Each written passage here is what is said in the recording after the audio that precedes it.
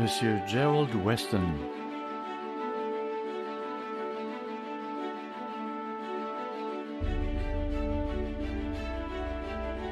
Le jour du Seigneur, jour de nuée et de brouillard, avec retour du soleil à la fin. Bonjour à vous tous, où que vous soyez. Nous célébrons aujourd'hui une journée magnifique, et nous allons vous décrire sous peu ce qu'elle représente.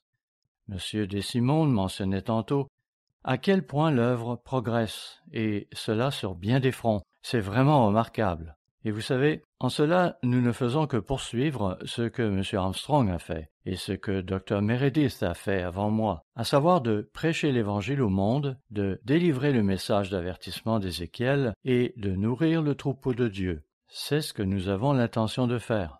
Et il est important pour nous de nous acquitter de cette mission, car c'est là une responsabilité que Dieu nous donne, comme il est dit au verset 11 et 12 de Proverbes chapitre 24, ainsi qu'au verset 10, qui nous exhorte de ne pas nous laisser abattre au jour de l'adversité. Il nous faut donc garder cela à l'esprit et prier Dieu de nous aider à trouver des moyens de le faire, bien que nous sachions qu'en fin de compte ce sera Jésus-Christ et Dieu le Père qui travailleront à travers nous pour que le travail soit accompli. Vous le savez, Hollywood adore concevoir des films à grand succès du type catastrophe. On va payer beaucoup d'argent pour les voir. Du moins, c'est ce que certains font. Combien y a-t-il eu de films qui ont impliqué des volcans, des tremblements de terre, des astéroïdes, des tsunamis, ainsi que des tornades?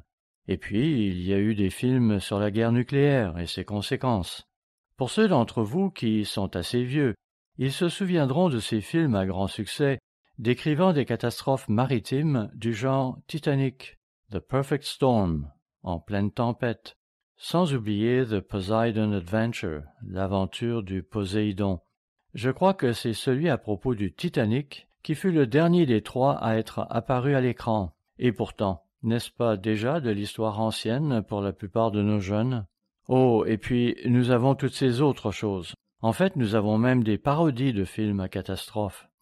Ainsi, je me souviens d'une conversation que j'ai eue un soir alors que nous vivions en Angleterre, il n'y a pas si longtemps. Monsieur Jamie Meakin, qui vivait avec nous à l'époque, nous parlait du pire film à catastrophe qu'il ait jamais vu. C'était Sharkmageddon.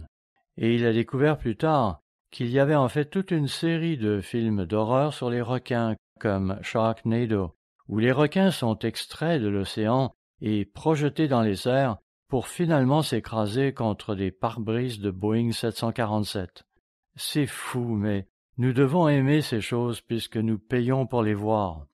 Hélas, le jour approche où pratiquement toutes ces catastrophes, à l'exception des films sur les requins, vont se produire, non pas dans des films, mais dans la vie réelle, pas dans des endroits isolés, mais partout dans le monde. Et elles se produiront dans un laps de temps relativement court, en un petit nombre d'années. Cette fête des trompettes que nous célébrons aujourd'hui illustre cette époque. Elle évoque beaucoup de choses et comporte différents niveaux de signification. Ceux d'entre nous qui sont membres de la famille de Dieu, qui ont l'Esprit de Dieu, nous nous réjouissons en ce jour. Oui, nous nous réjouissons en pensant à ce qui va se passer lorsque la 7e trompette retentira, quand Christ reviendra, et que nous serons alors ressuscités ou changés en un instant, en un clin d'œil.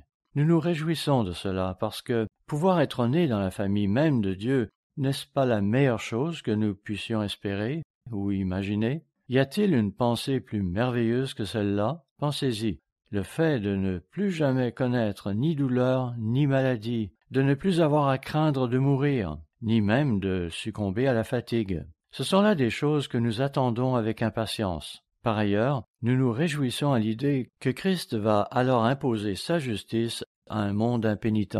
Combien de fois, lorsque nous regardons les nouvelles à la télévision et que nous voyons se produire des choses terribles, ne souhaitons-nous pas que ces individus soient arrêtés ou que ces nations voyous soient remises à leur place et cessent de faire régner la terreur autour d'elles et ailleurs dans le monde? Eh bien, Dieu va mettre un terme à ces exactions. Il va faire régner la justice. Il nous montrera comment traiter les méchants, ceux qui ont semé la discorde dans ce monde, ceux qui ont semé la division, Le Christ va s'occuper d'eux et corriger tout cela. Mais le jour des trompettes verra aussi se manifester des spectacles terrifiants. Ce sera une époque de guerre, de sombres nuages et d'obscurité. C'est pourquoi le titre de ce sermon est « Le jour du Seigneur », jour de nuées et de brouillard, avec retour du soleil à la fin. Il se caractérise effectivement par tout cela. Notez Amos, chapitre 5. Nous commencerons par là, ce qui nous donnera en quelque sorte un bref aperçu de ce qu'est ce jour. Voyons ce que dit le verset 18. Amos 5, verset 18. « Malheur à ceux qui désirent le jour du Seigneur. » Aucun d'entre nous ne désire vraiment tout ce qui va se passer durant le jour du Seigneur.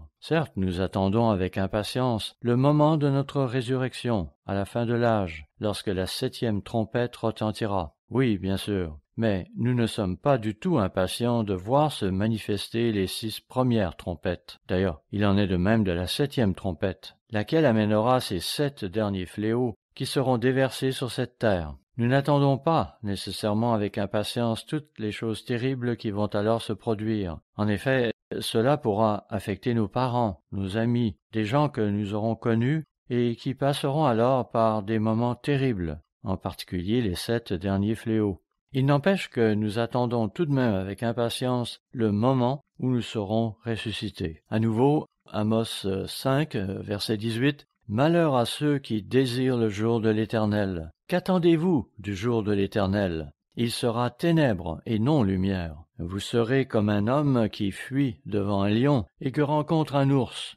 Ainsi, vous fuirez un désastre pour vous réfugier dans les bras d'un autre. Vous serez comme un homme qui gagne sa demeure, appuie sa main sur la muraille et que mord un serpent. En ce temps-là, on aura beau courir, on ne pourra se réfugier nulle part pour échapper au châtiment, car Dieu va s'occuper de l'humanité de telle sorte qu'on ne pourra échapper au désastre qui est annoncé. Voyez-le au verset 20, Amos 5, verset 20. « Le jour de l'Éternel n'est-il pas ténèbres et non lumière? N'est-il pas obscur et sans éclat? » Voilà ce qui caractérise cette fête des trompettes. C'est ce dont nous devons nous pénétrer, nous qui sommes assemblés ici en ce jour. Nous devons comprendre ce qui attend ce monde. Et vous savez, nous devons aussi nous efforcer de changer nous-mêmes, de nous humilier devant notre Créateur, de croître spirituellement, de changer tout en implorant son aide pour y parvenir, afin que nous n'ayons pas à souffrir toutes ces choses que le reste du monde va devoir souffrir à ce moment-là. Au cours de ce sermon, nous allons nous pencher sur cette époque connue sous le nom de Jour du Seigneur, car la fête des trompettes concerne le Jour du Seigneur. Nous allons donc examiner le Jour du Seigneur et répondre à 6 questions fondamentales à propos de ce jour. Première question. Qu'est-ce que le Jour du Seigneur dont il est question dans les Écritures? Je vais commencer par le livre de l'Apocalypse. Il y a beaucoup de passages dans l'Ancien Testament qui parlent du Jour du Seigneur, mais nous allons débuter ici dans Apocalypse chapitre 1, verset 1. Sachez que nous ne ferons qu'un survol rapide des premiers chapitres de ce livre de la Bible. Commençons donc avec Apocalypse chapitre 1, verset 1. Il y est dit que c'est la révélation de Jésus-Christ. Oui, Jésus-Christ est le révélateur de ces choses que Dieu le Père lui a données pour qu'il montre à ses serviteurs les choses qui doivent arriver bientôt. Et il a alors envoyé son ange pour en informer son serviteur Jean. Jean devait attester la parole de Dieu et le témoignage de Jésus-Christ, soit tout ce qu'il avait vu. Immédiatement après cette introduction, nous voyons alors Jean qui commence à transmettre le message aux 7 églises, c'est-à-dire aux serviteurs de Dieu.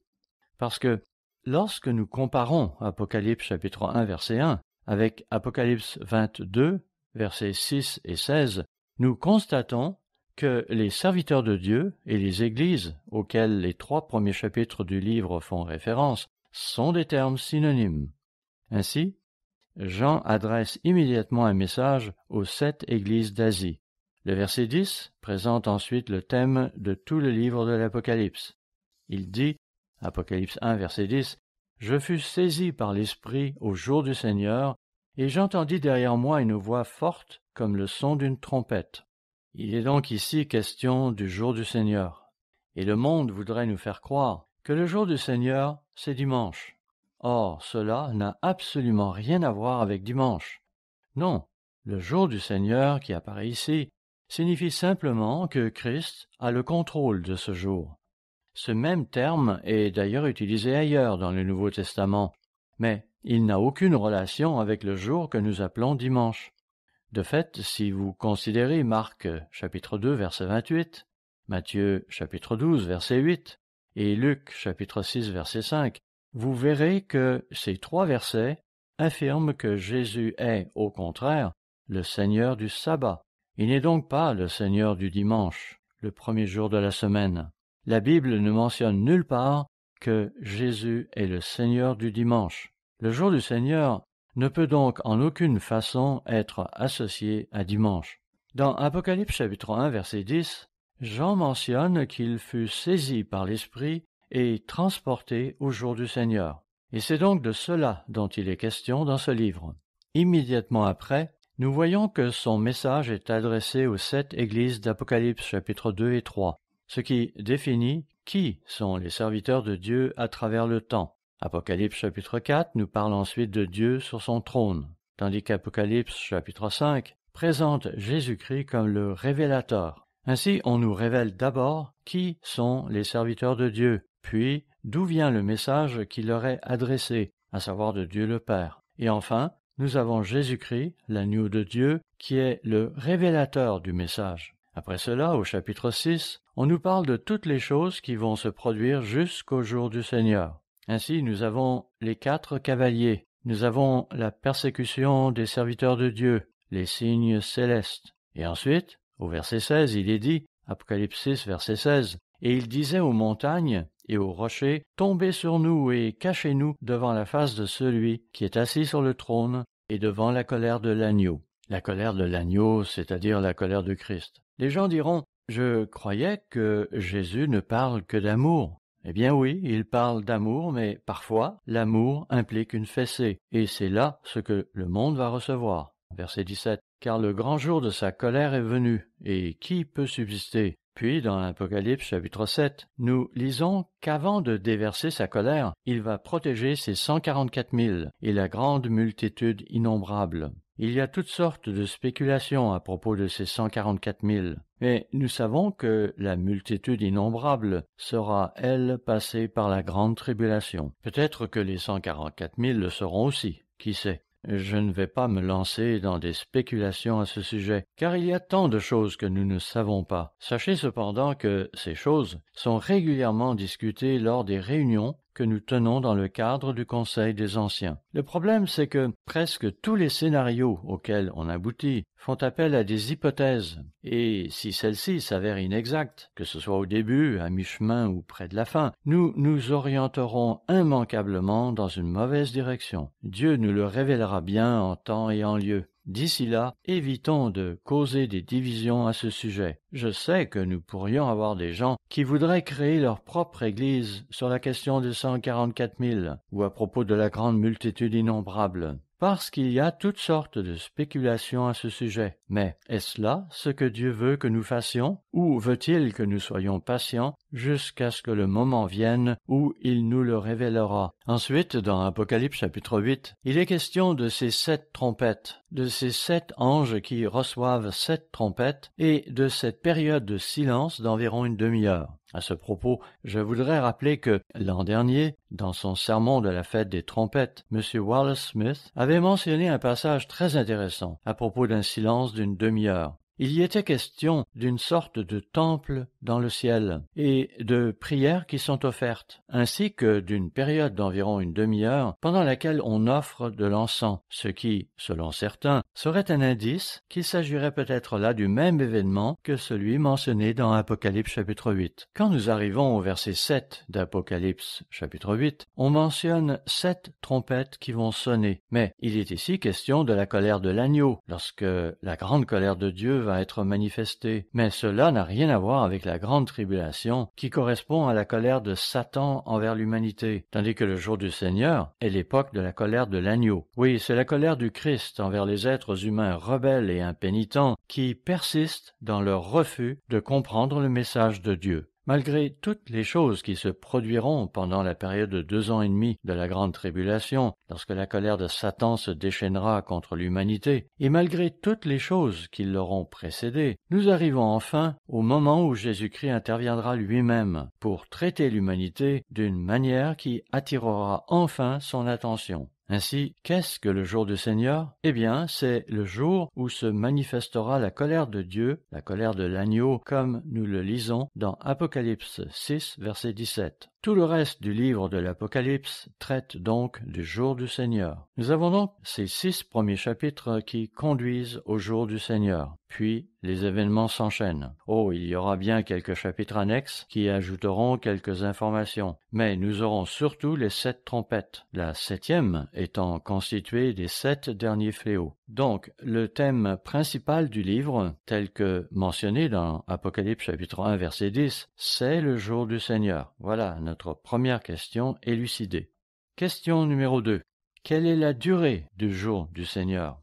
Eh bien, je pense que nous l'avons déjà un peu indiqué précédemment, mais prouvons-le. Ne prenons pas cela pour acquis. Certains diront que c'est une période d'1 an. Eh bien, prouvons-le d'une manière ou d'une autre. La Bible parle de ce principe selon lequel un jour peut représenter 1 an, prophétiquement parlant, et inversement. Nous voyons cela notamment dans Nombre chapitre 14 au verset 34. Les éclaireurs avaient espionné le pays pendant 40 jours. Puis ils étaient revenus avec un rapport négatif, et ils s'étaient rebellés contre Dieu, refusant de monter pour faire ce qu'on leur avait dit de faire là-bas. Nombre 14, verset 34 dit « De même que vous avez mis 40 jours à explorer le pays, vous porterez la peine de vos iniquités 40 années, 1 année pour chaque jour, et vous saurez ce que c'est que d'être privé de ma présence. » Notez que celui qui est devenu Jésus-Christ était celui qui s'occupait d'eux, comme il est dit clairement dans 1 Corinthiens 10, verset 4, et même dans les 3 versets précédents. Ainsi, il leur dit que, comme ils avaient espionné le pays pendant 40 jours et rejeté Dieu, d'eux-mêmes, ils allaient devoir porter la peine de leur iniquité pendant 40 ans. On voit donc s'appliquer ici ce principe de 1 an pour 1 jour. Ce même principe apparaît dans Ézéchiel chapitre 4, verset 6, où Ézéchiel se fait dire, Ézéchiel 4, verset 6, « Quand tu auras achevé ces jours, couche-toi sur le côté droit, et tu porteras l'iniquité de la maison de Juda pendant 40 jours. Je t'impose 1 jour pour chaque année. » À nouveau, ce principe de 1 jour pour 1 année. Évidemment, cela ne veut pas dire que ce sera toujours comme ça. Par exemple, nous avons les 7 jours de la création, en fait, de la recréation. Ici, les 6 premiers d'entre eux sont représentatifs d'une période de 6000 ans réservée à l'homme. Nous voyons donc que, dans certains cas, pour Dieu, 1 jour peut représenter quelque chose de plus qu'une simple période de 24 heures. Dans d'autres cas, non. Ainsi, Jésus était dans la tombe pendant 3 jours et 3 nuits, c'est-à-dire exactement pendant une période de 72 heures. Parfois, le message est de nature prophétique. Alors, comment savoir? Parlant des 7 trompettes, est-ce que tout cela va se passer en 1 jour, ou sera-ce en 1 an, voire même en 100 ans ou 1000 ans? Comment pouvons-nous le savoir? Eh bien, allons à Ésaïe chapitre 34. Il y est question du jour du Seigneur, car le verset 2 dit que la colère de l'Éternel va fondre sur toutes les nations. Nous reviendrons à ce verset plus tard, mais pour l'instant, concentrons-nous sur le verset 8. Ésaïe 34, verset 8. Car c'est un jour de vengeance pour l'Éternel, une année de représailles pour la cause de Sion. Notez que l'on y associe le jour de la vengeance du Seigneur à l'année de sa rétribution. Remarquez aussi Ésaïe chapitre 61, où apparaît ce principe de 1 jour pour 1 an. Au verset 1, on lit Ésaïe 61, verset 1. « L'Esprit du Seigneur, l'Éternel, est sur moi, car l'Éternel m'a oint pour porter de bonnes nouvelles aux malheureux. Il m'a envoyé pour guérir ceux qui ont le cœur brisé, pour proclamer aux captifs la liberté et aux prisonniers la délivrance. Verset 2. Pour publier une année de grâce de l'Éternel et un jour de vengeance de notre Dieu, pour consoler tous les affligés. Notez à nouveau ce principe de un jour pour une année.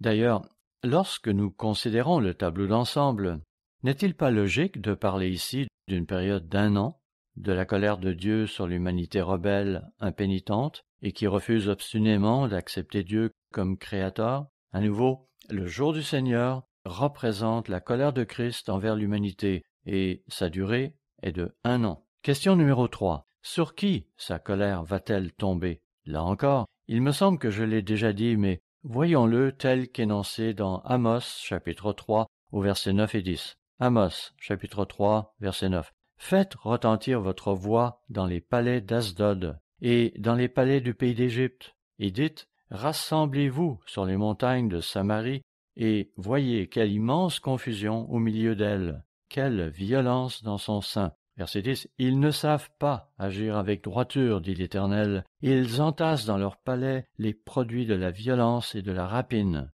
Donc il y a des gens qui ne savent vraiment pas comment faire le bien. Intéressant. J'ai reçu un email hier qui m'informe qu'il y a un nouveau film sur Netflix. On y parle des réseaux sociaux.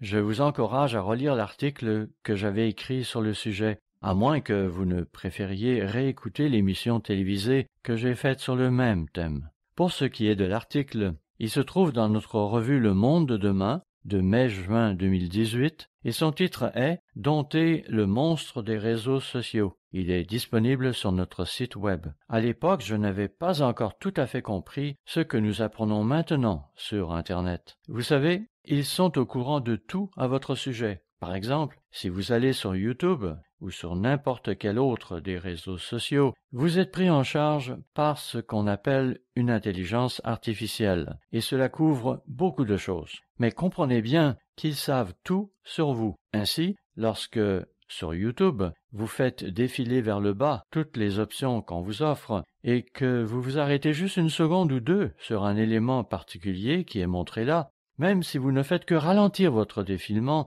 cela est noté et introduit dans des ordinateurs pourvus de divers algorithmes qui noteront ce que vous aimez, ce qui vous intéresse. Que vont-ils faire ensuite? Eh bien, tout d'abord, ils tâcheront de vous garder connecté aussi longtemps que possible, ce qui leur permettra de faire de la publicité pour divers produits. Ils veulent donc vous garder, mais ils veulent aussi savoir ce qui vous intéresse. Donc, chacun d'entre nous sera un individu dont les données personnelles seront stockées quelque part. J'ai vu une émission il n'y a pas longtemps où il était question de ce type qui avait pu se faire donner une longue liste de 31 000 informations sur sa personne, et cela grâce à la loi sur l'information. Il avait alors noté que lorsqu'il avait commandé à Alexa, un robot qui répondait à ses ordres vocaux à la maison, des ordres du genre « Alexa, éteins la lumière », cela avait été enregistré. Chaque fois qu'il quittait la maison, ou y revenait, c'était aussi enregistré. Et cela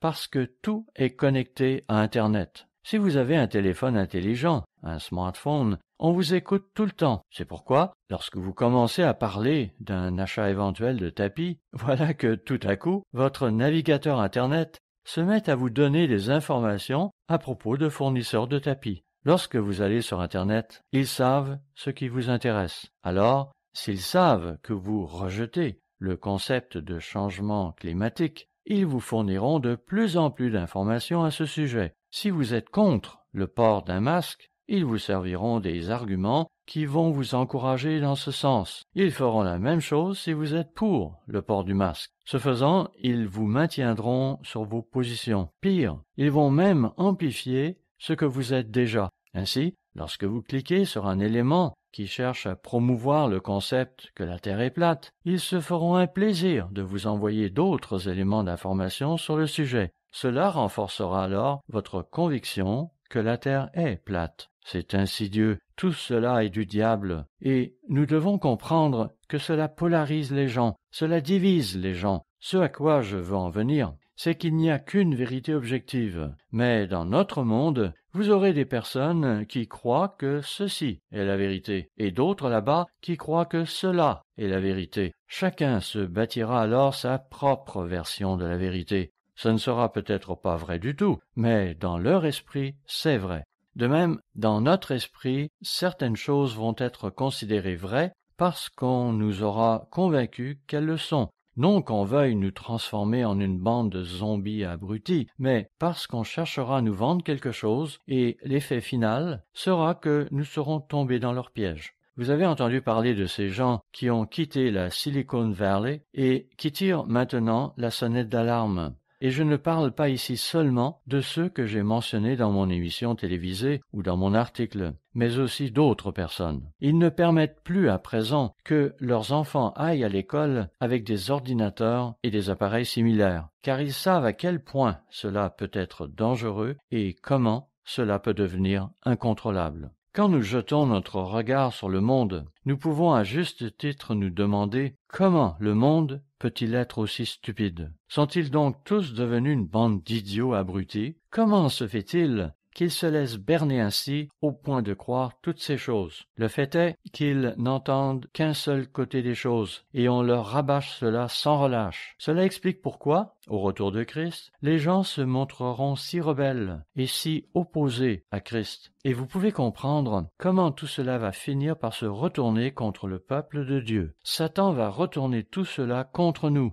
Oh, bien sûr, il hait l'humanité tout entière et veut la perdre, mais il va un jour se retourner particulièrement contre nous, l'Église. Tournons-nous maintenant vers le livre prophétique de Joël. Joël, chapitre 3, verset 9. Publiez ces choses parmi les nations. Préparez la guerre, réveillez les héros, qu'ils s'approchent, qu'ils montent, tous les hommes de guerre. Verset 10. De vos oyaux forgez des épées. C'est précisément l'inverse de ce que nous lisons dans Michée et Isaïe. Ici, il est question de transformer des instruments agricoles en instruments de guerre. À nouveau, de vos oyaux forgez des épées, et de vos serpes des lances. Que le faible dise, je suis fort. Hâtez-vous et venez, vous toutes, nations d'alentour, et rassemblez-vous. Là, ô Éternel, fais descendre tes héros. Puis ça parle de venir se battre contre Dieu à son retour. Que les nations se réveillent et qu'elles montent vers la vallée de Josaphat, car là, je siégerai pour juger toutes les nations d'alentour. Saisissez la faucille, car la moisson est mûre. Venez fouler, car le pressoir est plein. Les cuves regorgent, car grande est leur méchanceté. C'est une multitude dans la vallée du jugement, car le jour de l'Éternel est proche dans la vallée du jugement. Et vous pourrez lire le reste de ce passage qui annonce ce qui arrivera dans les temps à venir.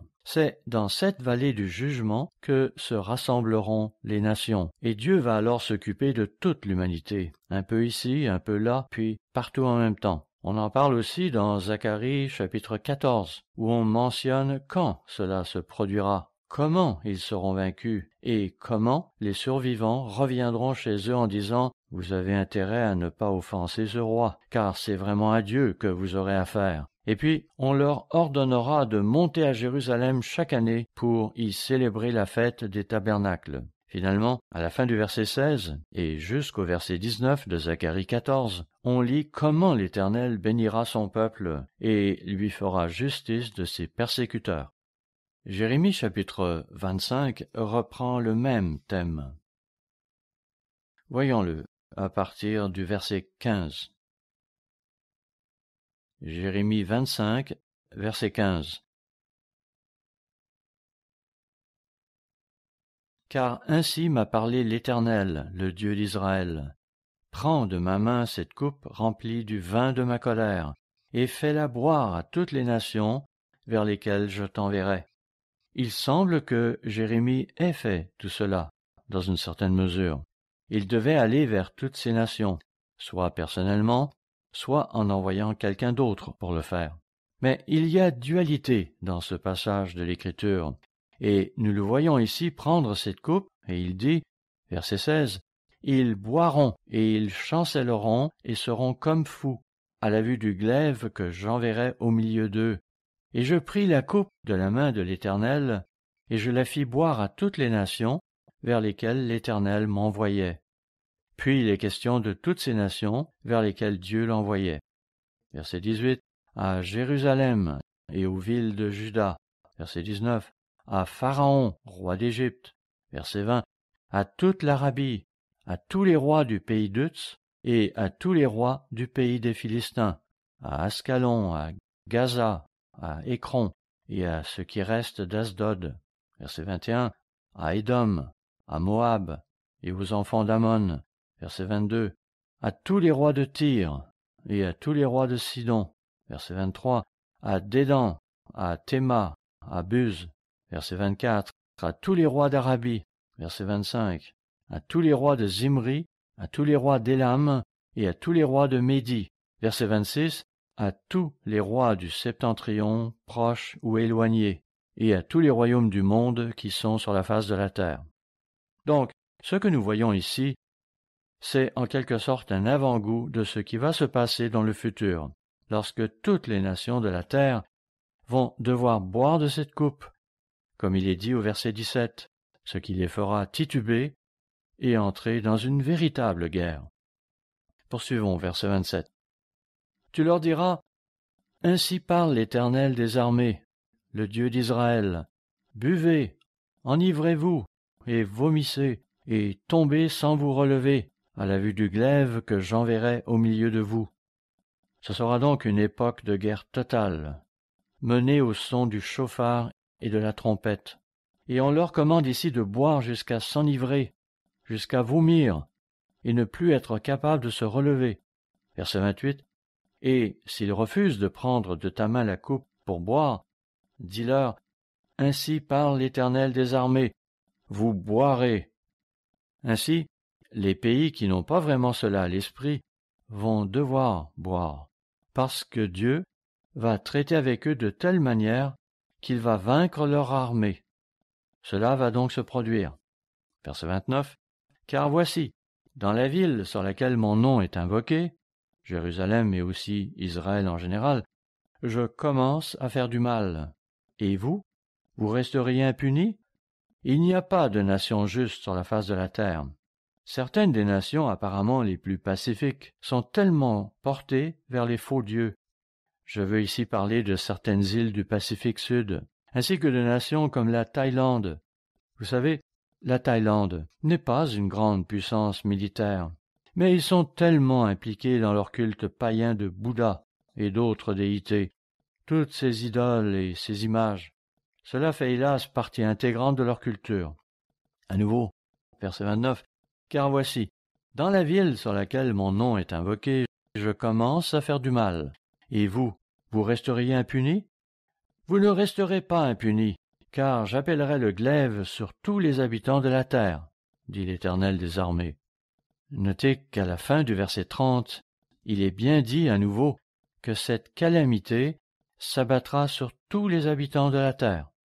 Puis au verset 31, le bruit parvient jusqu'à l'extrémité de la terre, car l'Éternel est en dispute avec les nations.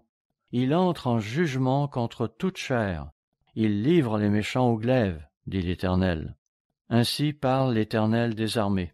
Voici, la calamité va de nation en nation, et une grande tempête s'élève des extrémités de la terre.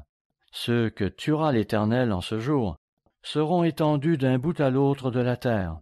Ils ne seront ni pleurés, ni recueillis, ni enterrés, etc. Puis, à la fin du verset 37, il est question de la colère ardente de l'Éternel, et il en est également question à la fin du verset 38. Nous voyons donc que cela concerne aussi notre époque. Ce n'était donc pas seulement pour celle de Jérémie. En ce temps-là, l'Éternel va répandre sa colère sur toutes les nations de la terre, à cause de nos péchés et parce que nous l'avons rejeté. Durant le jour du Seigneur, Dieu manifestera sa colère. Durant cette année-là, la colère de Dieu va s'abattre sur toutes les nations. Toujours dans ce domaine, notons cet autre point dans Abdias, une partie de la Bible que nous ne consultons que très rarement. Il y est question d'une prophétie au sujet d'Édom. Abdias est un livre qui ne contient qu'un chapitre, et nous lirons les versets 15 et 16. Abdias, verset 15. « Car le jour de l'Éternel est proche pour toutes les nations. Ainsi, Bien que la prophétie s'adresse à Édom, on voit ici qu'elle concerne en fait toutes les nations. Poursuivons. Le jour de l'Éternel est proche, et il te sera fait comme tu as fait. Tes œuvres retomberont sur ta tête. Ici, il s'adresse spécifiquement à Édom, à cause de ses péchés. Verset 16. Car comme vous avez bu sur ma montagne sainte, ainsi toutes les nations boiront sans cesse. Elles boiront, elles avaleront, et elles seront comme si elles n'avaient jamais été. Ainsi, il leur faudra boire de cette coupe de la colère de Dieu, qu'elles le veuillent ou non. Cela s'adresse donc à toutes les nations. Voyons un autre passage des Écritures sur le sujet. Il se trouve dans Ésaïe chapitre 34. Ésaïe 34, verset 1. Approchez, nations, pour entendre. Peuple, soyez attentifs. Que la terre écoute, elle, et ce qui la remplit, le monde et tout ce qu'il produit. Car la colère de l'Éternel va fondre sur toutes les nations, et sa fureur sur toute leur armée. Il les voue à l'extermination, il les livre au carnage. Leurs morts sont jetés, leurs cadavres exhalent la puanteur, et les montagnes se fondent dans leur sang. Ce n'est pas un joli tableau, mais quand vous contemplez l'humanité, en fait, nous n'avons qu'à nous regarder nous-mêmes dans un miroir. Lequel d'entre nous est exempt de péché? Lequel d'entre nous n'a pas fait durant cette vie beaucoup de choses qu'il ne regrette pas? D'accord, Dieu nous a pardonnés, et Jésus nous a exonérés de nos pénalités. Nous avons été baptisés, nos péchés ont été lavés, non seulement par l'eau du baptême, mais aussi par le sang du Christ. Et il y a aussi l'eau de la parole de Dieu, qui nous met sur le droit chemin et qui nous change. Cependant, frères et sœurs, n'oublions pas que nous vivons dans un monde où nous subissons quantité de mauvaises influences, notamment celles d'Internet. Ainsi, lorsque nous nous arrêtons pour nous examiner, notre comportement reflète-t-il Jésus-Christ ou sommes-nous le reflet de ce monde? Nous laissons-nous prendre par tous ces arguments et ces raisonnements qui fusent de partout? Sommes-nous affectés par l'esprit de rébellion qui sévit dans ce monde, qui fait dire aux gens « Personne ne va me dire quoi faire ». Je m'étonne parfois de voir à quel point, même nous, dans l'Église, sommes influencés par de telles attitudes. Cela dit, je sais que, moi aussi, quand je me regarde dans le miroir, j'ai aussi beaucoup de choses dont je dois me repentir. Nous avons donc tout lieu de considérer que nous ne sommes pas à la hauteur. Alors, s'il en est ainsi de ceux d'entre nous qui ont l'Esprit de Dieu, à combien plus forte raison en sera-t-il ainsi pour les gens de ce monde qui ne se soucient pas d'avoir des contraintes comme celles que nous nous imposons. Cela ne veut pas dire qu'il n'y a pas beaucoup de gens qui sont sincèrement religieux à leur manière. Ils ne comprennent tout simplement pas. Mais ne vous avisez pas de leur enlever leur célébration de Noël, ou des Pâques, ou quelques autres fêtes auxquelles ils tiennent, car vous découvrirez que ces gens qui se montraient très gentils à votre égard ne le resteront pas toujours. J'ai dit plusieurs fois que nous vivons dans le plus beau quartier que nous n'ayons jamais eu. Nous avons beaucoup de voisins tout autour de nous qui sont très gentils et très serviables. Mais nous ne devrions jamais penser que cela va rester ainsi lorsque les temps deviendront difficiles et qu'ils découvriront ce que nous croyons à propos de certaines choses. Vous savez, Christ n'a pas été dupe lorsque les gens le couvraient d'éloges. Il connaissait la nature humaine et il ne s'est pas laissé emporter par cela en s'imaginant que tout est merveilleux. Il savait ce que la nature humaine est capable de faire. Ainsi, parfois, ceux qui sont vos voisins, ceux qui sont vos amis, peuvent se retourner contre vous, et cela très rapidement. J'espère qu'ils ne le feront pas, mais vous savez, je pense que nous serions naïfs de penser que cela n'arrivera pas. Commencez à piétiner sur Noël ou sur d'autres choses auxquelles ils croient, et cela pourra très rapidement changer vos rapports avec eux. Lorsqu'ils se rendent compte que vous ne croyez pas comme eux, ils peuvent peut-être l'accepter. Ah, vous observez le sabbat? Vous pratiquez une autre sorte de religion?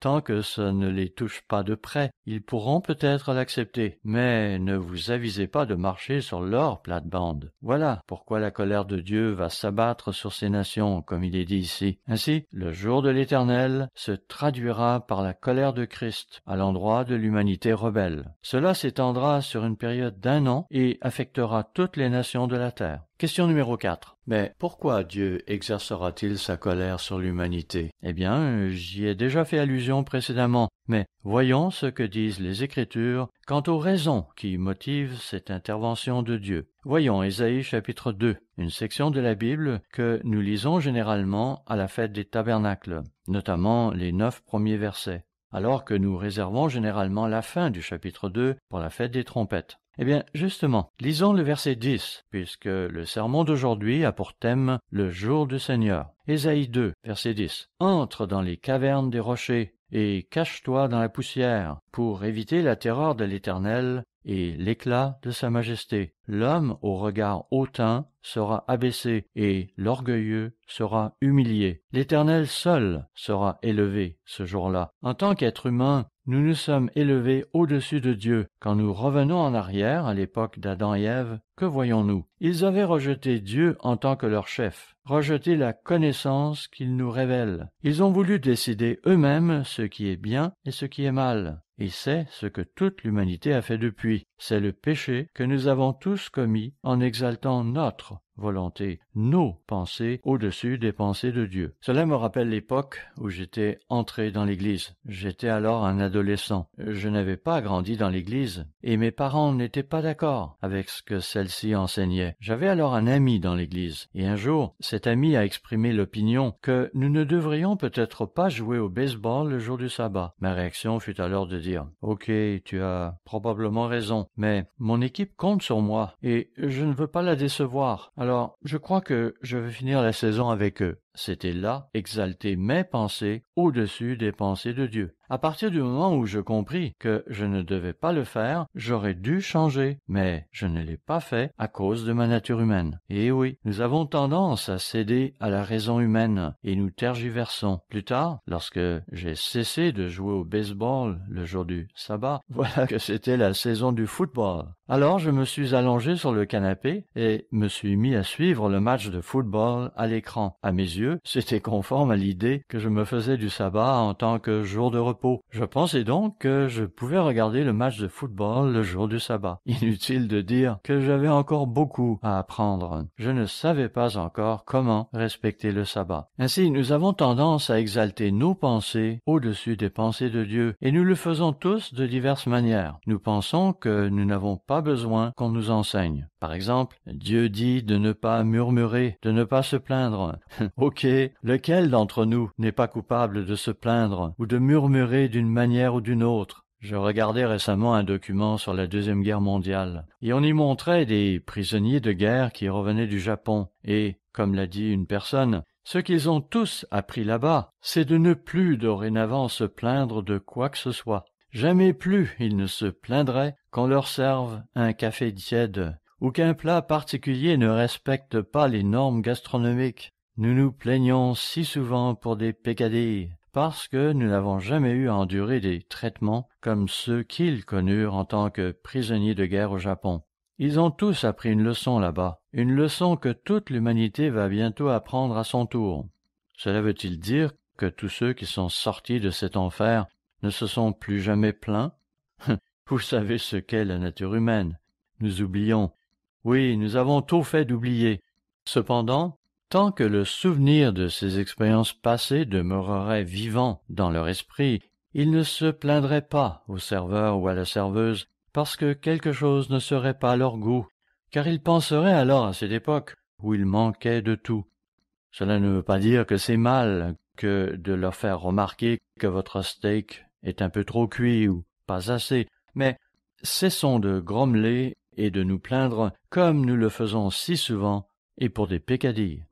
Pensez à ces hommes qui, pour survivre, se contentaient de manger tout ce qui leur tombait sous la main, des rats, des chiens, des lézards et parfois même des serpents. C'est là ce que le monde va connaître pendant cette période de détresse, parce que maintenant, que nous l'admettions ou non, nous avons une attitude hautaine. Nous nous imaginons que nous en savons plus que Dieu, et cette personne qui vit près de chez vous, cette personne qui semble si aimable, qui sait lire et peut donc savoir quel est le jour où l'on doit offrir un culte à Dieu, va s'obstiner à observer un jour différent. Cela revient à exalter sa volonté au-dessus de la volonté de Dieu. Poursuivons, verset 12. Ésaïe 2, verset 12. Car il y a un jour pour l'Éternel des armées contre tout homme orgueilleux et hautain, contre quiconque s'élève afin qu'il soit abaissé. Ainsi, Dieu va humilier l'humanité. Verset 17.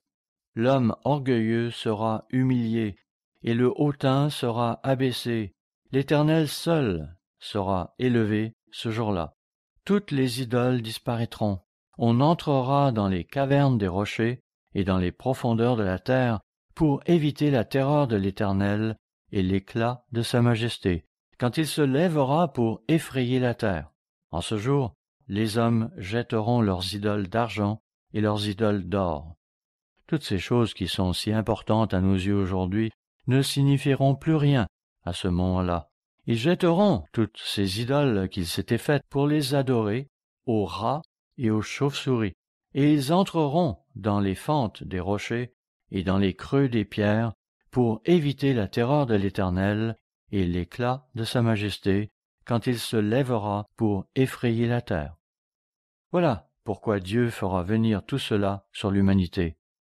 Nous ne nous y reporterons pas, mais notez qu'Ésaïe chapitre 13, au verset 6 à 14, parle également de ces choses. Question numéro 5. Comment, pourrait-on se demander, la colère de Dieu va-t-elle se manifester? Comment va-t-elle s'abattre sur l'humanité? Eh bien, comme il est dit dans Joël chapitre 2, au verset 1 et 2, ce sera un jour de nuée et de brouillard. Sophonie chapitre 1 verset 14 parle aussi de cela.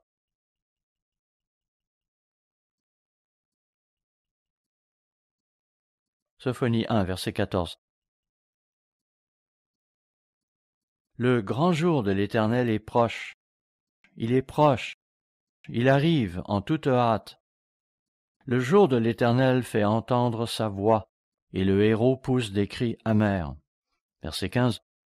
Ce jour est un jour de fureur, un jour de détresse et d'angoisse, un jour de ravage et de destruction, un jour de ténèbres et d'obscurité, un jour de nuée et de brouillard. Un jour où retentiront la trompette et les cris de guerre contre les villes fortes et les tours élevées. Verset 17. Je mettrai les hommes dans la détresse, et ils marcheront comme des aveugles, parce qu'ils ont péché contre l'Éternel. Je répandrai leur sang comme de la poussière, et leur chair comme de l'ordure.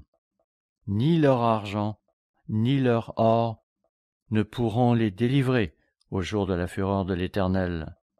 Par le feu de sa jalousie, tout le pays sera consumé, car il détruira soudain tous les habitants du pays. Voilà donc ce que Dieu va faire venir sur l'humanité. Il y aura des ténèbres, de l'obscurité et toutes sortes d'autres choses.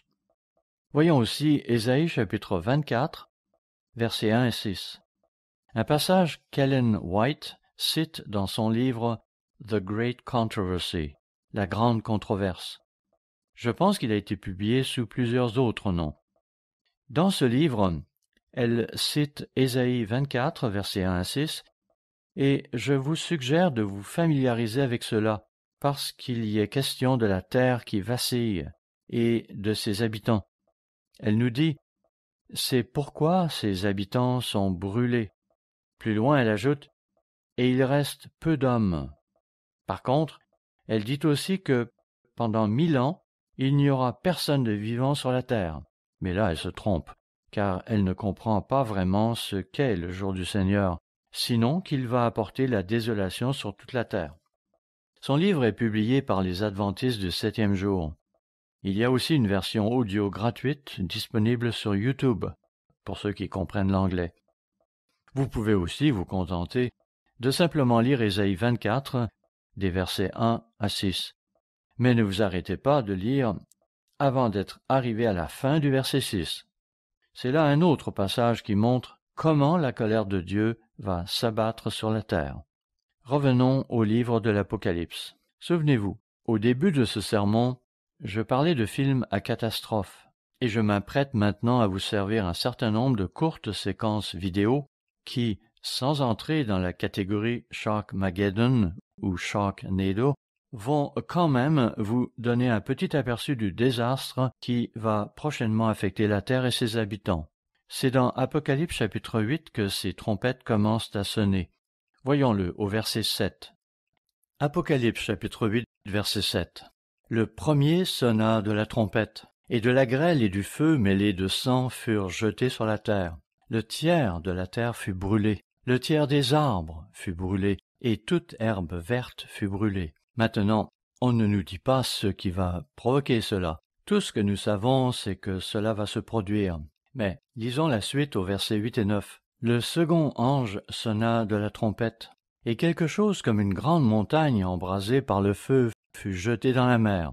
Le tiers de la mer devint du sang.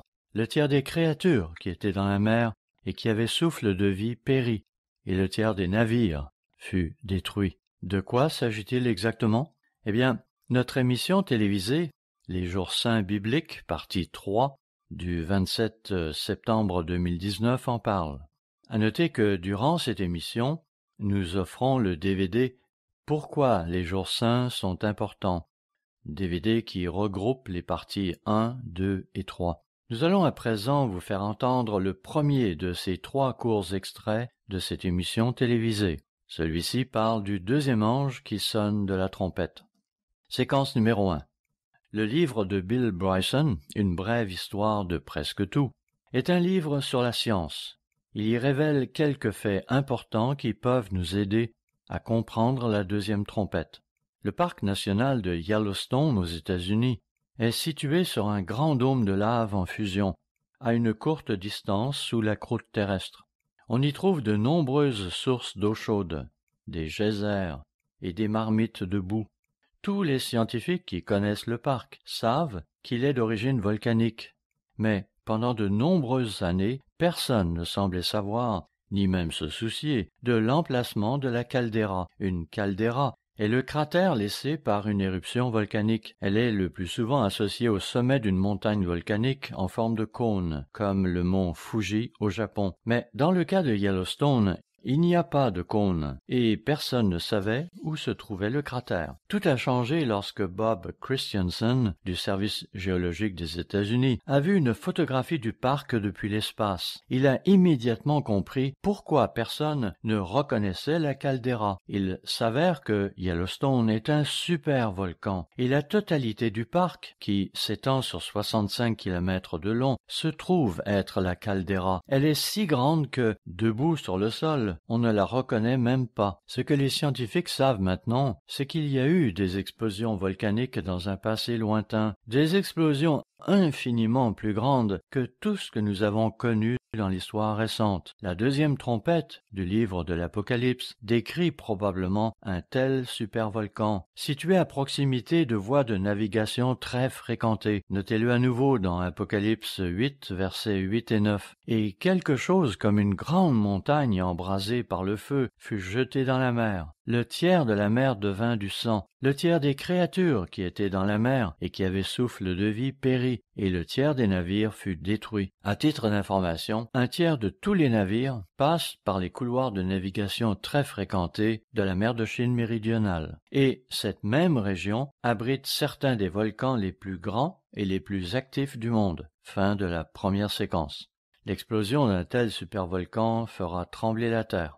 Notez cependant que la troisième trompette aura des conséquences tout aussi dramatiques. Voyons-le dans Apocalypse chapitre 8, verset 10. Apocalypse chapitre 8, verset 10. Le troisième ange sonna de la trompette, et il tomba du ciel une grande étoile ardente comme un flambeau. Elle tomba sur le tiers des fleuves et sur les sources des eaux. Le nom de cette étoile était Absinthe. Le tiers des eaux fut changé en absinthe, et beaucoup d'hommes moururent par les eaux, parce qu'elles étaient devenues amères. Voilà pour la troisième trompette. Et nous avons une deuxième séquence vidéo à son sujet. Séquence numéro 2. Le mot astéroïde est un mot latin qui signifie semblable à une étoile. Et nous faisons souvent référence aux météores qui entrent dans l'atmosphère terrestre comme étant des étoiles filantes. Ils ressemblent à des étoiles qui tombent sur la Terre. Ces dernières années, les scientifiques ont appris que de nombreux nombreux objets flottants dans l'espace traversent régulièrement l'orbite de la Terre. Certains de ces astéroïdes sont suffisamment grands pour causer des dégâts considérables au cas où ils frapperaient notre planète. Selon Bill Bryson, on pense, bien qu'il ne s'agisse là que d'une supposition basée sur l'extrapolation des taux de cratérisation observés sur la Lune, que quelques 2000 astéroïdes suffisamment grands pour mettre en péril l'existence civilisée croisent régulièrement notre orbite. Cependant, même un petit astéroïde de la taille d'une maison suffirait pour détruire une ville. Le nombre de ces petits astéroïdes qui traversent l'orbite de la Terre est presque certainement de l'ordre de centaines, de milliers, voire de millions, et il est pratiquement impossible de les suivre. Cette troisième trompette semble indiquer qu'un objet de grande taille frappera la Terre et affectera environ un tiers des réservoirs d'eau douce du monde. Cela pourrait-il se produire dans l'Himalaya, où se trouvent les sources des plus grands fleuves d'Asie? Les grands lacs des États-Unis et du Canada contiennent également des quantités massives d'eau douce. Fin de la deuxième séquence. Ces forces sont là, comme l'a souligné Bill Bryson dans son livre, mais c'est la succession chronologique des événements qui sera le facteur déterminant, car Dieu fera arriver ces choses durant une période d'1 an. Cela dit, quand vous considérez cette année 2020, combien de choses ne se sont-elles pas déjà produites cette année? Pourtant, nous ne sommes pas encore rendus au jour du Seigneur, ni même à l'époque de la grande tribulation. Cependant, nous voyons désastre après désastre, et vous savez, lorsque ces choses qui sont prophétisées commenceront à se manifester, elles vont se succéder très rapidement. Oui, et sur une période d'1 an. Ainsi, quand vous pensez à 2020, nous ne sommes qu'en septembre, et pourtant, regardez tout ce qui s'est déjà passé. Il semble que cette année a été pour certains d'entre nous une éternité. Oui, ce fut une longue année. Ça va aussi être une longue année pour les gens qui vivront ces épreuves du jour du Seigneur. Mais Dieu promet qu'il va protéger son peuple, comme il le dit dans Apocalypse chapitre 7, où il parle de cette marque qu'il placera sur la tête de ceux qu'il protégera. Cette marque qui les différenciera de ceux qui portent la marque de la bête, c'est-à-dire de Satan. Voyons à présent Apocalypse chapitre 8, versets 12 et 13, où il est question du 4e ange qui sonne de la trompette. Apocalypse 8, verset 12. Le 4e ange sonna de la trompette, et le tiers du soleil fut frappé, ainsi que le tiers de la lune et le tiers des étoiles, afin que le tiers en soit obscurci. Le jour perdit un tiers de sa clarté, et la nuit de même. Nous n'avons pas besoin de connaître tous les détails concernant ces catastrophes. Lorsqu'elles se produiront, nous le saurons. Ce ne sera pas un secret. Par exemple, lorsqu'un tiers des navires sera détruit, cela ne passera pas inaperçu. Verset 13. Je regardais, et j'entendis un aigle qui volait au milieu du ciel, disant d'une voix forte, « Malheur, malheur, malheur aux habitants de la terre, à cause des autres sons de trompette que les 3 anges vont faire retentir. »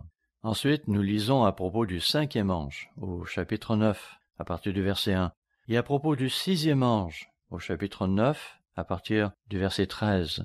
Venons-en maintenant à la 3e et dernière séquence vidéo qui parle de la 5e, de la 6e et même un peu de la 7e trompette. Séquence numéro 3. Les 5e et 6e trompettes introduisent une guerre aux proportions inimaginables, impliquant des centaines de millions de personnes et tuant un tiers de l'humanité. Il était impossible à l'époque où ces textes ont été écrits de comprendre le type d'armes futuristes qui sont décrites dans le livre de l'Apocalypse. Ces prophéties décrivent une destruction si massive que toute vie pourrait être détruite. C'est ce que Jésus a prédit qu'il pourrait arriver s'il ne revenait pas à temps. Voyez ce qu'il dit dans Matthieu 24, verset 22. Matthieu 24, verset 22. « Et si ces jours n'étaient abrégés, personne ne serait sauvé, mais à cause des élus, ces jours seront abrégés. » La fête des trompettes révèle que Dieu interviendra pour arrêter cette folie. Apocalypse 11, verset 15 dit « Le 7e ange sonna de la trompette, et il y eut dans le ciel de fortes voix qui disaient « Le royaume du monde est remis à notre Seigneur et à son Christ, et il régnera au siècle des siècles. » Fin de la séquence numéro 3. Voilà donc un bref aperçu de ce que cette journée représente. Mais nous avons une dernière question. La voici. Question numéro 6. Quel peut bien être le résultat d'une telle destruction massive et de la souffrance qui va en résulter sur les habitants de la terre? Dans Lévitique 25, versets 8 à 10, on parle du jubilé.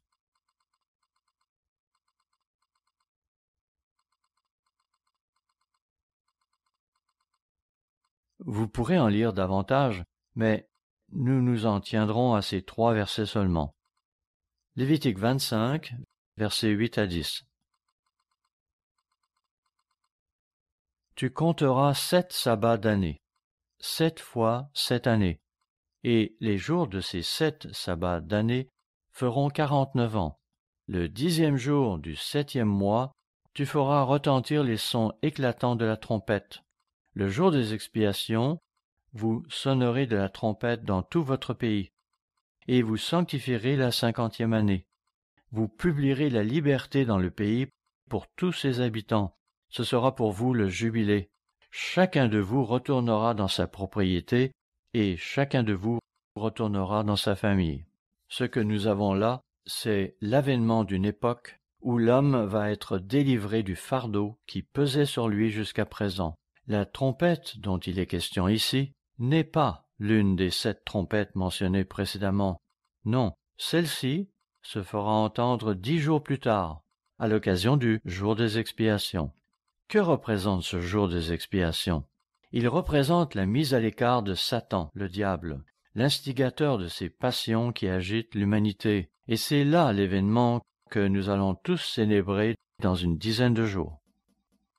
Rendons-nous brièvement à Ésaïe chapitre 27, où ce prophète nous parle de cette trompette particulière. Ésaïe 27, verset 13. En ce jour, on sonnera de la grande trompette, et alors reviendront ceux qui étaient exilés au pays d'Assyrie ou fugitifs au pays d'Égypte, et ils adoreront l'Éternel sur la montagne sainte à Jérusalem. Il s'agit d'un temps où ils reviendront de la captivité. Ce sera un temps de libération, non seulement de leur captivité physique, mais aussi de leur captivité du péché. Il s'agit donc bien d'une trompette différente, qui représente cet événement particulier qui aura lieu dans le futur.